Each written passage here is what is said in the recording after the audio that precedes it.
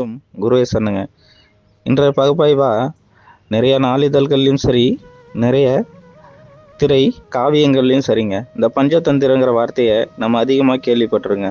தந்திரம் அப்படின்னா தனக்கு தேவையான ஒரு விஷயத்த எப்பேற்பட்ட சூழ்நிலையாலுமே தேடி தனக்குள்ள இருந்து தேடி எடுக்கக்கூடிய ஒரு பொருளா நம்ம பார்க்குறோம்.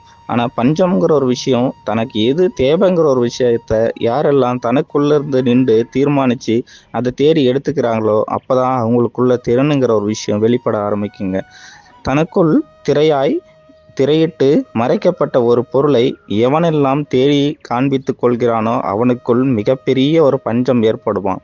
அப்பஞ்சத்தினை மட்டும் அவன் தனக்குள் தந்திரமாய் வெளிப்படுத்தும் பொழுது அவனுக்குள் திறனாய் ஒவ்வொரு மெய்ப்பொருளும் உணர்த்தும் உத்தமர் அவனுக்குள்ளிருந்து தவம் எனும் மெய்ஞான மொழி கொண்டு அறமாய் ஒவ்வொருவருக்குள்ளும் இருந்தும் வெளிப்படுவாருங்க.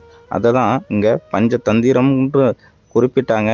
பஞ்சத்திற்குள் மூழ்கியவன் எல்லாம் பரதேசிய அலைந்தானாம், நாவிதழ் எது என்பதனை தேடி எடுக்கும்புள் அறங்காவலனாய் அவனுக்குள் ஒருவன் அர்த்தநாதீஸ்வரரை வந்து நிலைத்திருக்க, தாகம் தீரும் பொழுது தனக்குள் தஞ்சம் வரும் பொழுதெல்லாம் பஞ்சமாய் வந்து என்னுள் நிலைத்திருப்பது யார் என்பதனை ஒவ்வொருவரும் உணர ஆரம்பித்துவிட்டால் போதும், உலக காவியங்கள் அனைத்தும் உங்களுள்ளே வந்து நிலைத்து நிற்கும்.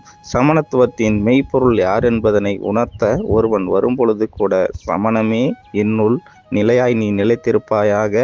சமணத்திற்குள் என்னுள் எதனை நீ உணர்த்த வந்தாயோ அசமணமாகவே என் திருவின் மெய்ப்பொருள் என்னுள் என்றும் நிலைத்திருக்கட்டும்னு ஒவ்வொருவருமே எந்த சூழ்நிலையிலுமே யாரெல்லாம் உணரணும்னு துடிக்கிறாங்களோ அவங்களுக்குள்ளேருந்து ஒவ்வொரு நாளுமே ஒவ்வொரு நொடிப்பொழுதுமே இந்த பஞ்சம்ங்கிற ஒரு வார்த்தையை மட்டும் அவங்க தினம் தினம் மெய்ஞானத்தில் கொண்டு போயிட்டாங்கன்னா போதும், அவங்களுக்கு எது தேவைங்கிற ஒரு விஷயத்த அவங்க எண்ண துளிகளிலிருந்தே ஒவ்வொரு நொடியுமே அவங்களுக்குள்ளேருந்து வெளிப்பட ஆரம்பிச்சிருமாங்க.